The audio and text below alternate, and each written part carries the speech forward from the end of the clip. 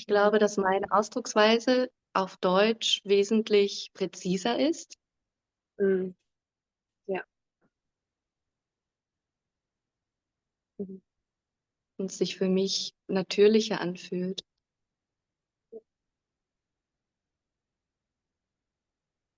Also du hast ja jetzt so ein Projekt oder da findet so ein Prozess statt bei dir und ich habe gehört, dass das ziemlich spannend. Möchtest du mir mal erzählen, um was es da geht? Mhm. Ja, gerne und nicht gerne. Ich merke, dass es für mich eine andere Qualität bekommt, weil ich weiß, dass das Gespräch aufgezeichnet wird und ich hatte schon einige mh, bereichernde Momente des Austauschs und Mhm. tolle Konversationen. Und jetzt merke ich, es wird aufgezeichnet. Wow. Mhm. Mhm. Das gibt, gibt dann ein Beweismaterial für das. Das Ja. macht was mit mir. Mhm. Weil das Thema ist ein enorm empfindliches Thema für mich selbst auch und für viele andere Menschen auch, weil es ums Sterben geht und um den Tod und darum vor allem meinen ganz persönlichen, wirklich sehr, sehr, sehr persönlichen Zugang, den ich gerade zu dem Thema habe, der mich absolut beschäftigt. Mhm. Mm. Wie ist es zustande gekommen, dass du dich mit diesem Thema befasst? Ich habe eine Vision gehabt und das war das erste Mal, dass ich eine sehr präzise, prägnante, klare, auch visuelle Vision hatte, die mit dem Tod zu tun hat. Und zwar mh, war das Mitte April, April 23, als ich so da lag in einem Genussmoment und ähm, plötzlich hatte ich solche Eingebung, die irgendwo herkam und es war auch sehr bildlich und sehr, sehr klar und das hatte damit zu tun, dass es darum geht, dass so viele Menschen Angst davor haben vor dem Tod und dass diese Angst vor dem Tod eigentlich die größte Blockade ist. Mhm. Dass das anscheinend die größte Blockade ist, die auch mir im Weg steht. Und dann kam diese Vision, die mir ganz klar zeigte, dass mein Leben endlich ist und dass der Tod kommt. Und um, ähm, ja, um mir wie die Chance zu geben, nochmal voll lebendig zu sein, kam diese Vision auch geknüpft an ein Datum und zwar geknüpft an das Datum meines Geburtstages.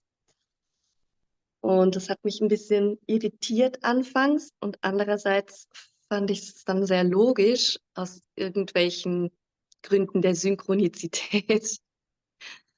Ähm, ja, kam auch in dieser Vision mh,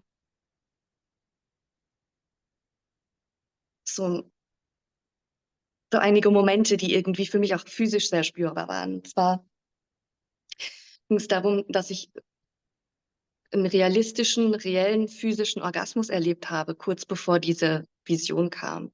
Und es war ein Orgasmus, der ausgelöst war durch irgendwas, was in mir war, ohne äußerliche Stimulation. Und es war ein ziemlich großer Orgasmus, hat sich sehr bebend angefühlt. Ähm, und dann kam diese Synchronizität oder ja, vielleicht Analogie, dass ein Orgasmus und eine Geburt und der Tod eigentlich das Gleiche sind, nur in unterschiedlichen Formaten. Und das fand ich so interessant, da bin ich gedanklich irgendwie da dran geblieben und habe dann noch mehr empfangen von dieser Vision, dass, ja, dass ein Orgasmus so viel Energie freisetzt, genauso viel wie eine Geburt freisetzt und dass der Tod eigentlich eine gleiche Qualität hat, nur noch in einem anderen Format. Bisschen abgeleitet von so einer fraktalen Struktur eigentlich, die es ja auch in der Mathematik gibt, dass so ein kleines Teilchen oder ein kleines Muster sich wiederholt, auch in größeren Scales. Und so kam mir das irgendwie rein. Und deswegen ist dieses Todesdatum auch getimt mit meinem Geburtstag, weil es eigentlich irgendwie das Gleiche ist. Und diese Vision hat mich total erschreckt und beklommen gemacht, weil es hat sich so real angefühlt, dass es nicht nur irgendeine theoretische Vision war, sondern es fühlt sich so an, als wäre es eher eine Art von entweder eine Aufforderung Mhm. oder eine Vorahnung. Und das kann ich nicht unterscheiden, auch bis heute nicht. Mhm.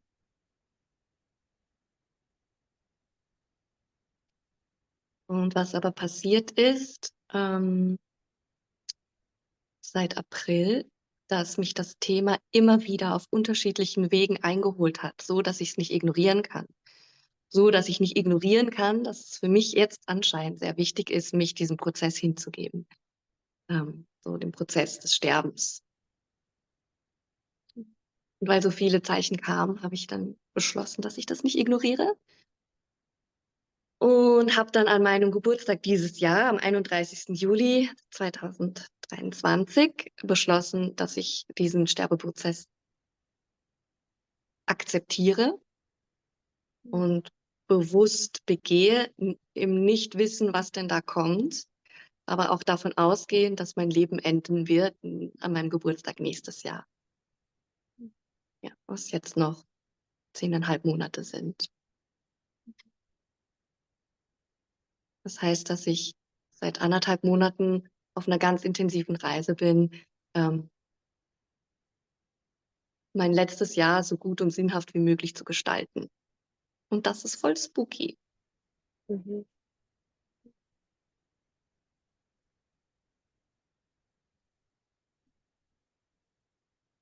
Ja, und macht mich aufgeregt. Und es ist in diesen 1,5 Monaten schon so viel passiert, dass ich, Mhm. ja, schon so viel, das mich anstößt und anschubst, so auf der, ja, auf der richtigen Schiene weiterzufahren.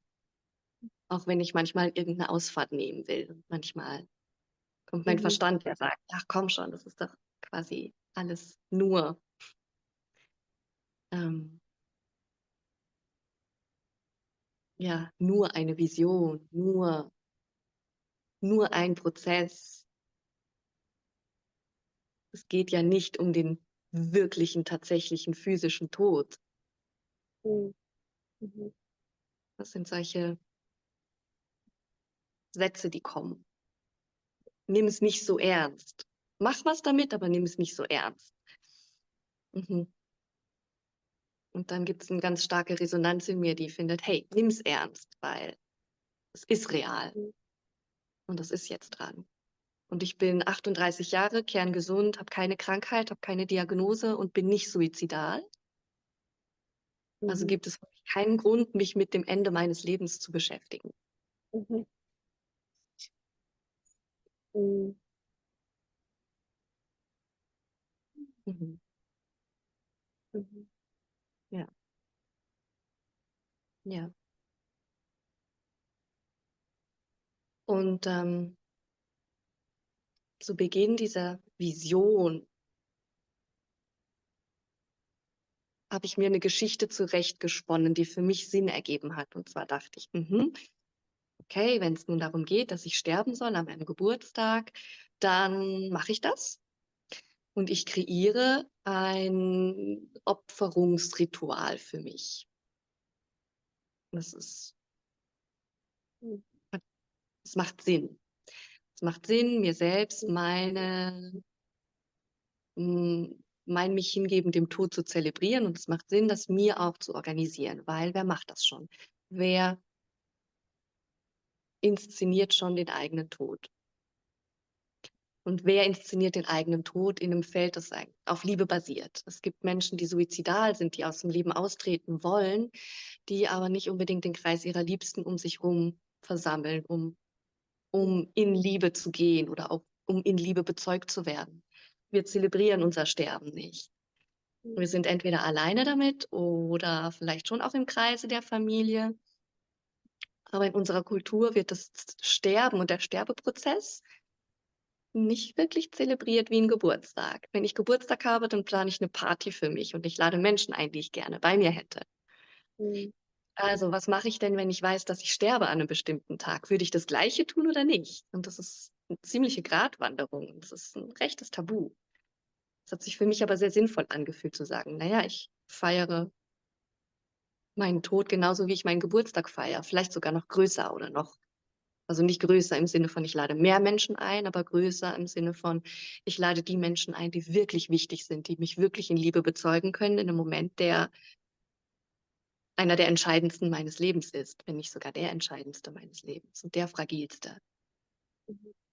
Also plane ich 'n Ritual, in dem ich mich dem Tod hingebe. Und dann kam die Idee, ja, wie mache ich das am besten?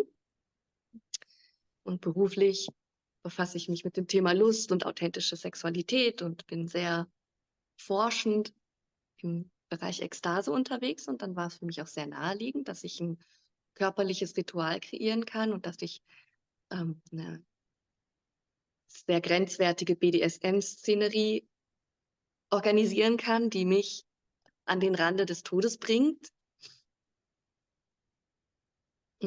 Oder zumindest bis zur Ohnmacht bringt, so bis zum Bewusstseinsverlust, um so dem Tod so nah wie möglich zu kommen.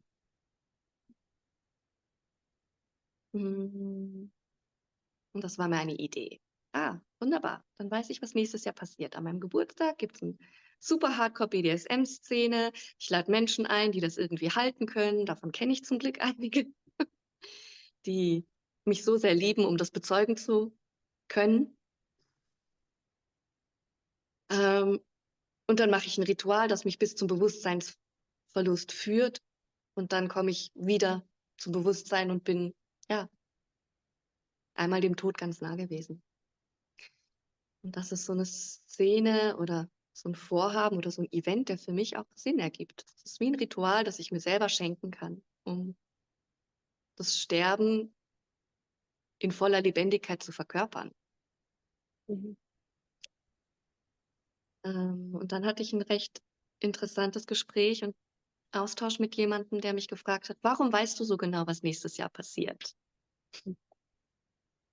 Woher kennst du diese Form so genau?“ Und als ich diese Frage habe wirken lassen, ist mir aufgefallen, dass mein Verstand diese ganze Vision einordnen will. Mein Verstand hm, möchte sich festhalten an 'ner Form, die greifbar ist.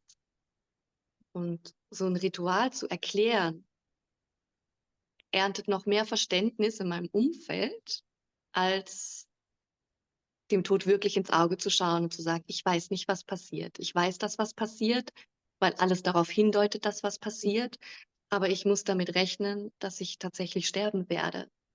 Ähm, und das kann ich nicht kontrollieren.“ Und mein Verstand möchte mit so 'nem Ritual den Sterbeprozess kontrollieren und eigentlich die Macht haben über das, was passiert.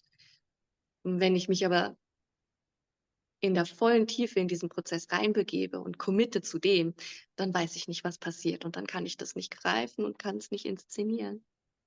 Und das macht mir mega viel Angst. Weil das loszulassen ist erfordert viel mehr. Und damit bin ich im Moment. Ja. Hm.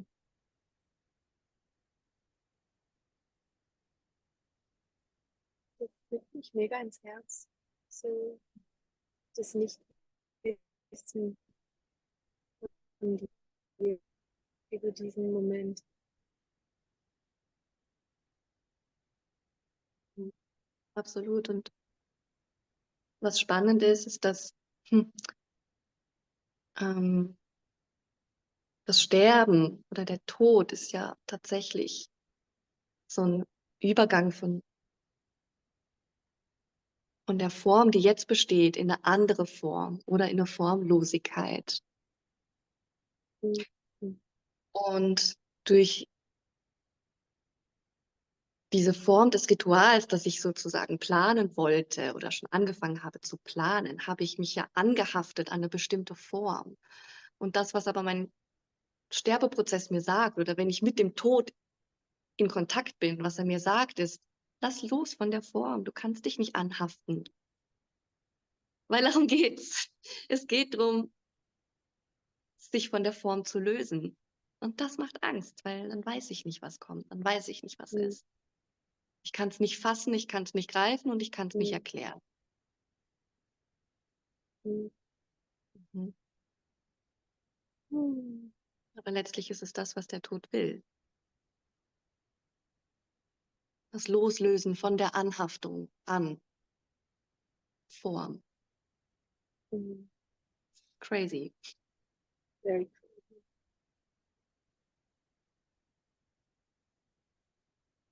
Mhm. Ja. Und ja, ich möchte gerne noch teilen, was für 'n Impact das jetzt die 1,5 Monate, die jetzt vergangen sind, seit ich wirklich beschlossen habe, ich gehe mit dem Prozess Mhm. bis jetzt. Was passiert ist in mir und in meinem Leben, ist, dass ich merke, dass so viele Dinge, die ich für bare Münze gehalten habe, überhaupt nicht wichtig sind. Ich habe gemerkt, dass meine Energie sich bündelt und fokussiert auf das, wo es mich wirklich, wirklich hinzieht. Ähm, Mhm. so ganz radikal folge ich mehr der Intuition und höre viel mehr auf die innere Stimme, die mir sagt, was zu tun ist und was nicht. Mhm. Ähm, Ich merke, dass meine Zeit das allerwertvollste Gut ist, weil ich nicht mehr so viel Zeit habe. Also verbringe ich die Zeit, die ich habe, mit mehr Wert. Mhm. Und ich wähle weise aus, wo ich gerade sein muss und was wirklich wichtig ist. Was wirklich wichtig ist zu tun und mit wem möchte ich sein und mit wem muss ich meine Zeit nicht verbringen dieses Jahr. Ähm, Mhm. wo hat wo hat auch meine Energie noch den größten Impact? Es geht viel darum, wo hm, wo kann ich noch Mehrwert beisteuern? Mhm. Mhm. Ja. Ja. So, ich habe einfach keine Zeit mehr für Bullshit. Mhm. Das ist schön so, dass der Tod dich so ganz nahe an den Fluss vom Leben bringt, eigentlich.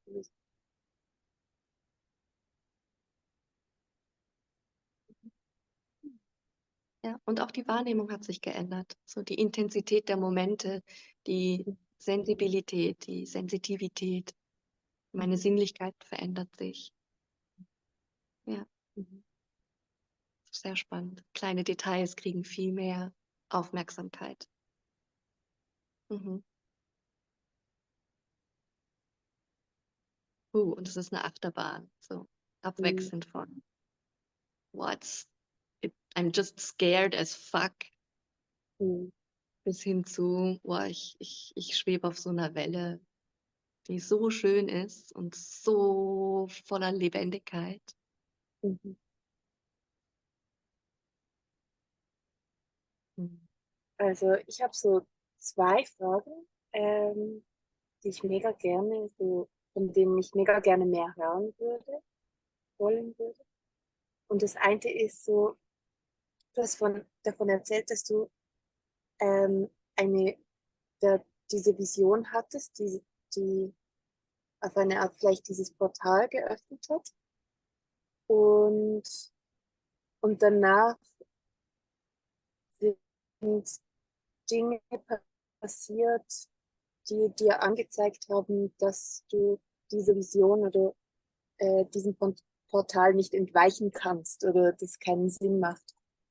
Und da habe ich mega Lust, noch mehr davon zu hören, konkret, was so, wie kreativ hat dein, also ja, wie dein Leben sich kreativ mit dich selber informiert hat über diesen Prozess. Und auch jetzt das mit dem Wahrnehmen, dass deine Wahrnehmung und deine Sensitivität ein anderes Erlebnis dir gibt im Leben jetzt und wie sich das, also so, wie sich das ausdrückt in den Details. So diese zwei Dinge fände ich mega spannend, mehr davon zu hören. Ich habe mich gefragt, wie lange wir unsere Videos machen wollen, ob wir einfach mal das jetzt so stehen lassen wollen oder ähm, gleich so in die anderen Fragen rein wollen und einfach vielleicht so ein Video, wo es um diese 3 bis 4 Themen geht zum Anfang. Genau, zum Anfang. Ja. Mhm. Ja, ich habe den Eindruck, dass es vielleicht für den Moment jetzt schon reicht Mhm. und dass diese Vertiefung und so Eintauchen in die Fragen Mhm. wie nochmal einen anderen Raum öffnen und auch nochmal ein anderes Gespräch, Mhm. anderes, ja, anderen Rahmen in einem neuen Video geben kann. Cool. Ich könnte sie jetzt beantworten und ich habe das Gefühl, Mal gut vorerst, oder? das ist Oder mal gut. Ja. Was macht's mit dir, geil. das zu hören? Ich finde es schön, die Frage, also mich interessiert, ich werde sie wahrscheinlich wirklich dann beim nächsten oder übernächsten Mal fragen, ähm, weil ich diese Kontexte so spannend finde und auch wie, ja, ich kenne dich und so die nur schon wer du bist und dann die Art, wie dein Leben mit dir selber kommuniziert, muss mega poetisch sein. Und das will ich so erfahren. Und ich habe auch das Gefühl, es ist gut, so mal das für den Anfang zu haben und zu halten und dann beim nächsten Mal eine neue Öffnung zu. Ich glaube, ja. Wo und wie weit öffne ich mein Fenster für wen und für wie viele Menschen? So, inwieweit bin ich wirklich bereit, mich zu zeigen in dem kompletten Prozess? Wie nackt bin ich bereit, mich zu machen? Vor welchem Publikum? Was ja Mhm. eigentlich auch nicht wie ein Publikum ist, sondern Mhm. so, wie bin ich bereit, es zugänglich zu machen für Menschen, für die es Relevanz haben könnte? Ja. Mhm. Und da sitzt mh, ja, wie eine kleine Scheu auf meinen Schultern. Ja. Und die ist schön zu spüren. So diese Scheu, Ganze, die den ganzen Prozess so zurückhalten und klein halten und mehr bei mir halten will oder auch mehr da halten will, wo mein nahes Umfeld ist. Und es gibt aber ganz viel in mir, das sagt, es darf weitere Kreise ziehen und es muss weitere Kreise ziehen und es darf größer werden. Das darf Reichweite haben, weil es hat Relevanz und es hat Relevanz für so viele Menschen. Und irgendwie hat es Relevanz für alle Menschen, weil wir alle sterben. Und ich glaube, die Größe macht mir Angst. Wie groß kann das werden? Wie groß kann mein individueller Prozess werden? Wie groß und bedeutsam für viele und nicht nur für mich? Ja, das ist ein bisschen scary und spannend. Mhm.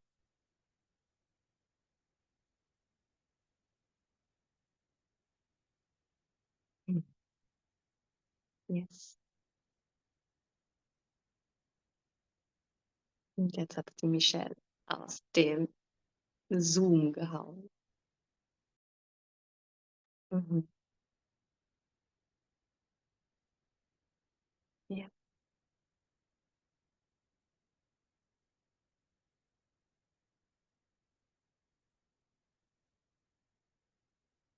dann sage ich jetzt auch over and out für heute.